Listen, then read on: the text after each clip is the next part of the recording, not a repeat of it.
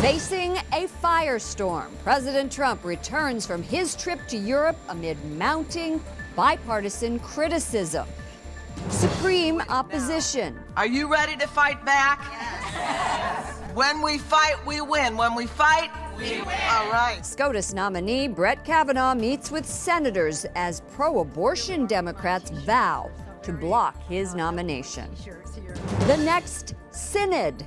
Pope Francis names 4 cardinals to help run a meeting addressing youth and LGBT concerns. And guest of honor.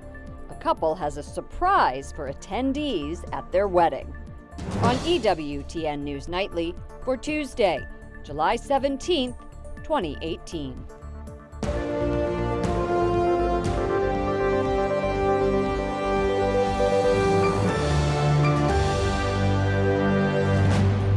Good evening from Washington, D.C., and thank you to those of you joining us from around the world for news from a Catholic perspective. I'm Lauren Ashburn. A rare retraction from President Trump about Russian election meddling in 2016. After blistering bipartisan attacks, the president clarified remarks he made yesterday during a press conference with Russian President Vladimir Putin, and he voiced support for U.S. intelligence agencies. Joining me now is Mark Irons, White House correspondent, reporting from the White House. Good evening, Lauren. The president now says he believes U.S. intelligence agencies and their assessments that Russia did interfere in the 2016 election. Today, he said others could have interfered as well. It comes after he received criticism from friends and foes alike who accused the president of mishandling his meeting with Vladimir Putin. There is a need for some clarification. Today, President Trump says he didn't mean to question U.S. intelligence when he said this in Monday's press conference with Russian President Vladimir Putin. They said they think it's Russia. I have President Putin. He just said it's not Russia. I will say this. I don't see any reason why it would be. The sentence should have been, I don't see any reason why it wouldn't be Russia. Sort of a double negative. So you can put that in, and I think that probably clarifies things pretty good by itself. But the president's critics remain. I'm ashamed of it. Every American should be. Senate Minority Leader Chuck Schumer calls it one of the worst days for any U.S. president. He's referring to yesterday's press conference in Helsinki with Vladimir Putin, when President Trump doubted the findings of U.S. intelligence agencies who have confirmed Russian interference in the 2016 election. He trashed American intelligence, took the word of the KGB over the word of the men and women of the CIA. Can you believe it? The denial of facts runs counter to democracy. It could be its undoing, which is why we have to zealously protect independent media. Speaking in South Africa today, President Obama made those comments without directly mentioning President Trump. But one of the president's outspoken supporters was more direct. Former House Speaker Newt Gingrich writes, President Trump must clarify his statements in Helsinki on our intelligence system and Putin. It is the most serious mistake of his presidency and must be corrected immediately. Still, some Republicans defend President Trump and the fact that he questioned U.S. intelligence. The intelligence community was full of biased people, and we've made this all about the sour grapes of Hillary Clinton losing the election, and it's all about partisan politics now. This is truly the Trump derangement syndrome that motivates all of this. Prosecutors see it differently. Just last week, the Justice Department indicted 12 Russian officials for cyber attacks on the Democratic National Committee and Hillary Clinton's campaign. And Dan Coates, President Trump's director of national intelligence, stands by his previous comments about Russian hacking when he said, frankly, the United States is under attack. Lauren. White House correspondent Mark Irons, thank you. There is one place where the summit is being described as a wholehearted success: Russia. The country's foreign minister calls the talks magnificent and better than super.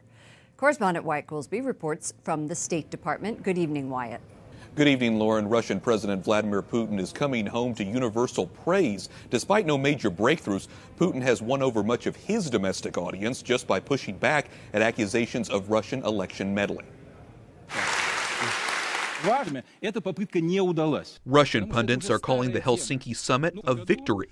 This after President Trump failed to challenge Russia over its meddling in the U.S. election. For Putin, holding talks with President Trump is a win in itself, but President Trump also called him a strong, effective leader.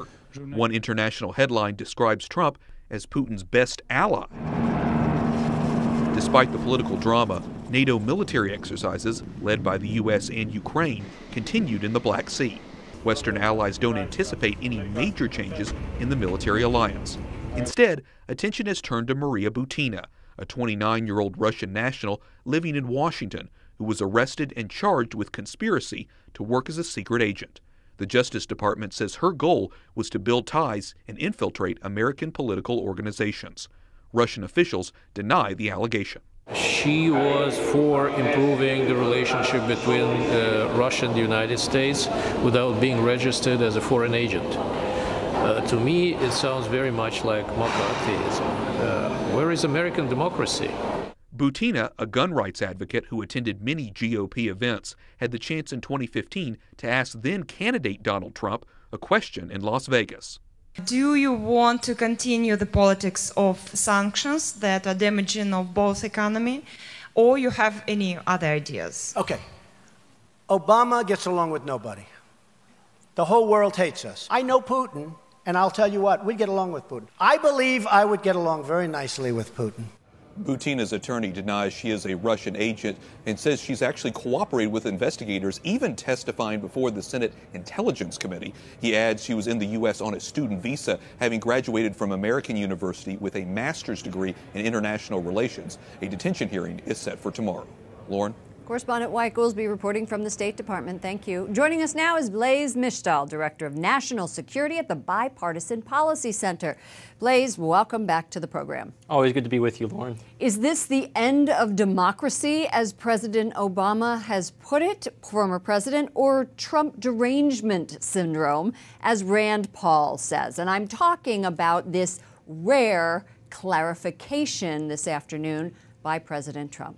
Well, if anything, I think it's a sign that democracy works, popular pressure works. The outcry that we heard from both sides of the aisle, from Democrats and Republicans alike, from President Trump's own supporters like Newt Gingrich, I think clearly signaled to the president that he had gone a step too far in what he said in Helsinki, and forced him into a very rare, not quite a mea culpa, but at least a, let me put it a little differently.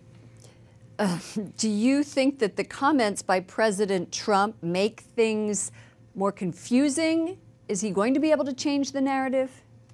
Well, I think that... Because he said, well, if we just add wouldn't and not would to the sentence of whether or not he thinks Russia colluded.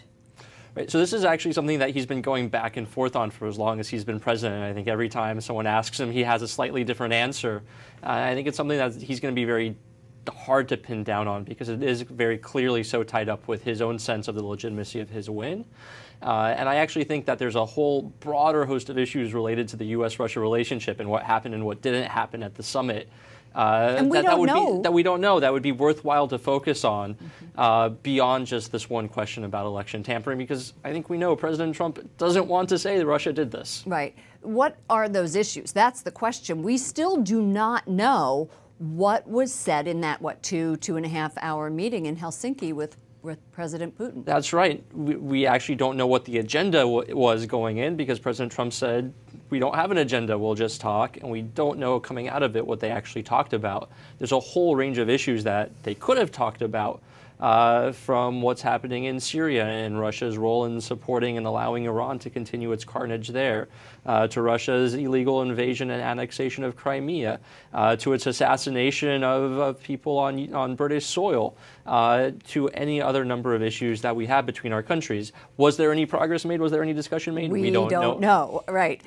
Today, there was a Russian airstrike in southwest Syria, to your point, and reports are that at least 10 civilians have died in that. It was a school being used as a shelter, and it appears to be the latest example of Russia's involvement in Syria's civil war and its support of Syrian President Bashar al-Assad. Well, it goes one step beyond that, because actually southwestern Syria is a place where the U.S. and Russia, President Trump and President Putin, had announced last year a de-escalation zone. a ceasefire was supposed to be in place in southwestern Syria that the U.S. and Russia were supposed to enforce. And so not only is Russia standing by while Iranian forces are massacring civilians there, but it's actually partaking in the violation of its own ceasefire while the U.S. does we don't know what. Stand by or praise President Putin for his strength. That's all right. We are going to be continuing this story. We appreciate your bipartisan policy center analysis. Blaise Mishtal, Director of National Security. Thank you, Lauren. Abortion supporters are calling the confirmation of Judge Brett Kavanaugh dangerous as the Supreme Court nominee meets with more senators. Capitol Hill correspondent Jason Calvi has more on how abortion is shaping Kavanaugh's confirmation battle. Good evening, Jason. Good evening, Lauren. The House Pro-Choice Caucus is issuing a battle cry to its liberal base, urging them to write letters, make calls to senators, and show up at town hall meetings. Their chief worry should recharge pro-life Americans. It comes down to the future of that landmark ruling that legalized abortion across the United States. The emergency is upon us now. This truly is code red. The Congressional Pro-Choice Caucus is sounding the alarm. Make no mistake, nominee Kavanaugh will try to overturn Roe versus Wade. All under the watchful eye of our first president. One nation under God, indivisible with liberty and justice for all. That means me as a woman, me with a uterus, me as the right to produce life, me as the right to make decisions about my reproductive health. These Democrats joined pro-abortion leaders, including the head of NARAL Pro-Choice America. She's urging Americans to flood town halls during the House's August recess. NARAL and our 2 million members nationwide have been preparing for this moment for years, 50 years, if you ask our founders next year, because we always knew we were going to have to keep fighting. But what Elise Hogue doesn't say is that one of the group's founders later became a pro-life activist. Dr. Bernard Nathanson, who also converted to Catholicism. Pro-life groups now take up his charge against Roe v. Wade. Roe versus Wade, which imposed on the nation a right to abortion on demand, so-called, was a constitutional abomination. Even liberal scholars recognize that the reasoning of Roe was shoddy and very results-oriented. For their part, Republicans are supporting Brett Kavanaugh. Kavanaugh's a great pick. I think he'll do a great job on the court, just like Mr. Gorsuch and other constitutional conservative jurists before him. Advocates on both sides of the abortion debate are trying to use Judge Kavanaugh to motivate voters this fall. It is the Senate's job to confirm him, and this issue doesn't seem to be trickling down to House races, but Democrats must pick up at least 23 new seats to take control of the House. Lauren? Who did he meet with today? How is the process going along?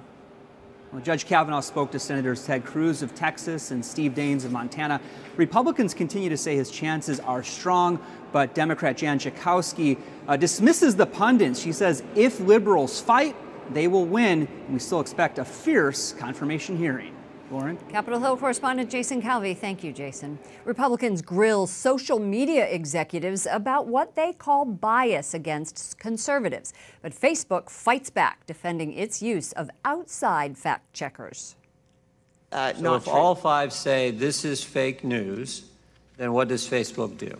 We don't remove it, but we do reduce the distribution. And we also will put related articles beneath the content so that people see other stories from around the internet that are on the same topic. Facebook denies the company targets conservatives, and Democrats blame Republicans for inventing the issue. An Islamic State suicide bomber killed at least 20 people in northern Afghanistan, including a Taliban commander. In southern Afghanistan, a government commando unit freed 54 people from a Taliban jail, and Taliban officials say they want direct talks, and Washington is considering negotiating an end to the 17-year war. Israel places new restrictions on its only cargo crossing with the Gaza Strip. Israel will stop transferring gas and fuel until next week, but will allow food and medicine to cross. The move is meant to punish Hamas, the militant group ruling Gaza. Israel has maintained a blockade on the area for more than a decade. It has caused widespread economic hardship. The United States says a new pledge of $6 million will go to countries in Latin America impacted by the crisis in Venezuela. It is mostly a crisis for the Venezuelan people, but the costs in money, in logistics, in facilities is being borne by so many countries. The money will go primarily to Colombia, which receives the most Venezuelan refugees. The U.S. will also provide food and medicine. In total, the U.S. has pledged nearly $56 million to nations in the region since the start of last year. India's government orders an investigation into Mother Teresa's charity. This comes following the arrest of 2 people, including a nun, for allegedly selling a baby. The Missionaries of Charity says it is looking into the allegations. Pope Francis has named 4 cardinals to help run the 3-week Synod on Youth this October at the Vatican. Rafael Sacco from Iraq, Charles Bow from Myanmar, Desiree Sarahazana from Madagascar, and John Ribat from Papua New Guinea. Pope Francis made each of them a cardinal. They will guide the discussion and influence the final report. The Synod is a meeting of bishops from all around the world. They will advise the Pope on these issues. Vatican correspondent Juliette Lindley joins us from Rome. Juliette, synods take place every few years, and Pope Francis has held 2 on the family, one in 2014, one in 2015. What does the Holy Father hope to accomplish this time around? Well, our viewers will remember that those 2 synods led to the document Amoris Laetitia, the joy of love. And it caused some controversy, Lauren, as you remember, over the question of communion for civilly divorced and remarried Catholics, a debate that is ongoing. Well, this time around, the bishops will be looking at issues that impact young Catholics and how the Church can accompany them spiritually and help them find their vocation in the modern world. Now, at the end of the meeting, the bishops will issue a final report, and Pope Francis will use that final report to write a document for the entire Church, as he did with the joy of love. There are going to be some controversial issues talked about, including gender ideology. In fact, the term LGBT made it into the working document. Why is the Church focusing on these issues? Good question, Lauren. Well, it conducted a survey of young people around the world. The Vatican conducted this survey to understand which issues are the most important to young people. And what they found was that the youth within the Church want the Church to provide support and clarity on a number of thorny issues, including homosexuality, transgender ideology, abortion, contraception, and cohabitation. So the working document briefly mentions so-called LGBT youth. And while it's just one item of many, it's interesting, Lauren, to note that it was the first time that the term appeared in an official Vatican document. So 4 cardinals, known as president delegates, are going to be leading this synod. Why are these 4 cardinals significant? Well, the lineup clearly suggests that the priorities of Pope Francis for this synod and what they are. So the cardinals are coming from the 4 corners of the world, places that are often, can we say, forgotten even. And so they'll focus on the many threats in societies all over the world, especially how those threats impact the youth, young people. And now with these appointments, the Pope seems to have chosen men who are familiar with the challenges that young people in the peripheries face, as he often likes to do. So the Vatican is putting the spotlight, if you wish, on Christian persecution, on war, on poverty, unemployment, and the persecution of religious minorities, Lauren. Thank you so much, Juliette Lindley. That synod is in October for 3 weeks. EWTN News Nightly, Vatican correspondent. Thank you, Lauren. Coming up, insight into Mexico's president-elect, what his election means for his country and relations with the U.S. Plus, tens of thousands of Russians mark a somber anniversary.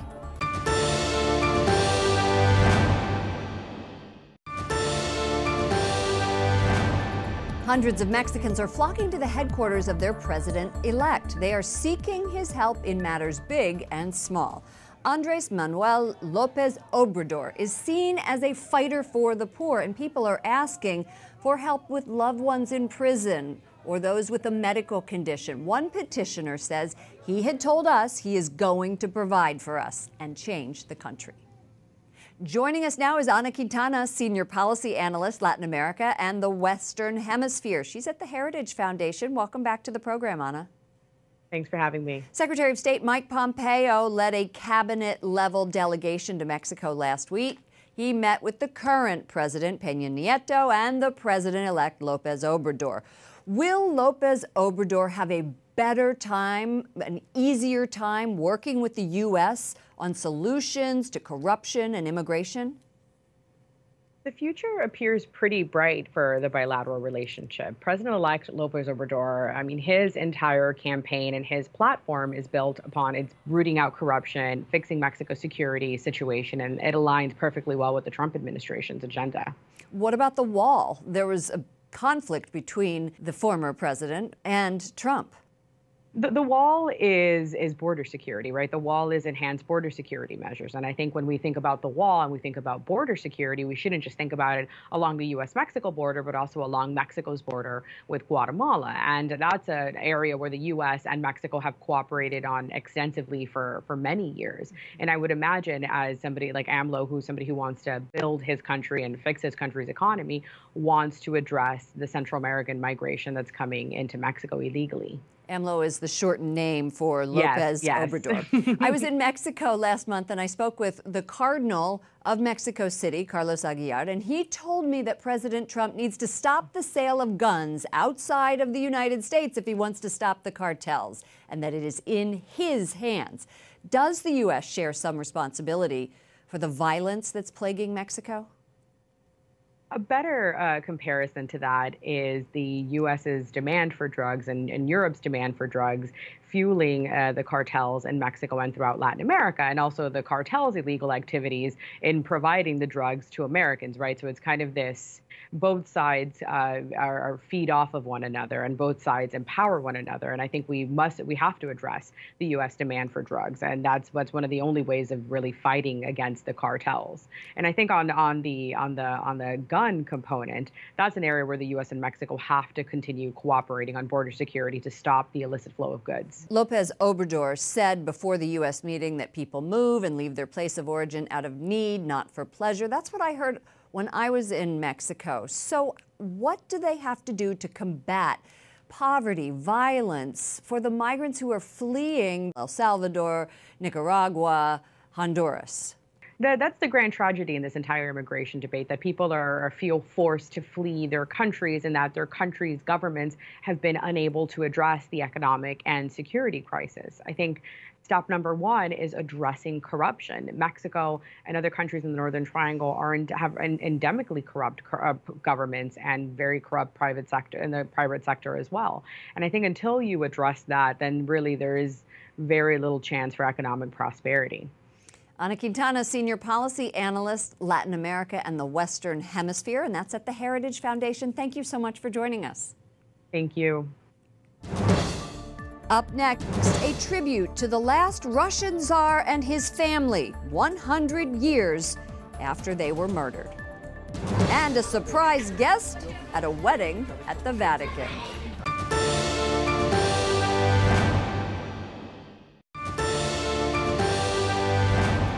Thousands of Russian Orthodox pilgrims marked the 100th anniversary of the murder of Tsar Nicholas II and his family.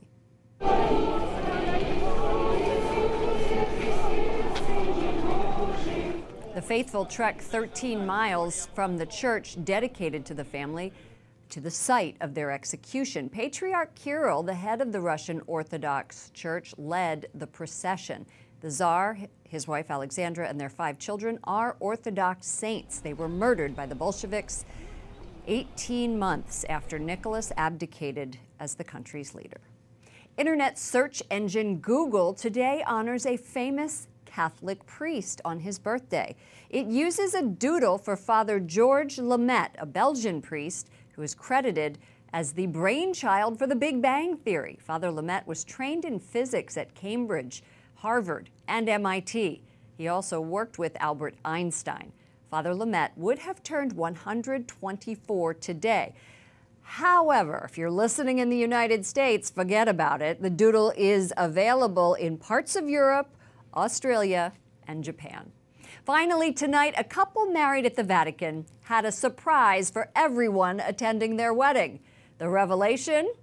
The Holy Father himself. Now, according to reports, the bride is a former Vatican Museums employee, and the groom was a member of the Swiss Guard. They knew that the Holy Father would attend, but their guests had no idea. Nor did the priests celebrating the wedding. Pope Francis gave the homily. It doesn't get any better than that, does it? If you're getting married and the Pope shows up, pretty cool.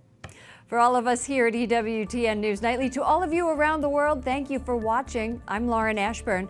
Let's keep in touch online. Follow me at Lauren Ashburn on Twitter and Lauren Ashburn EWTN on Facebook. Good night and God bless.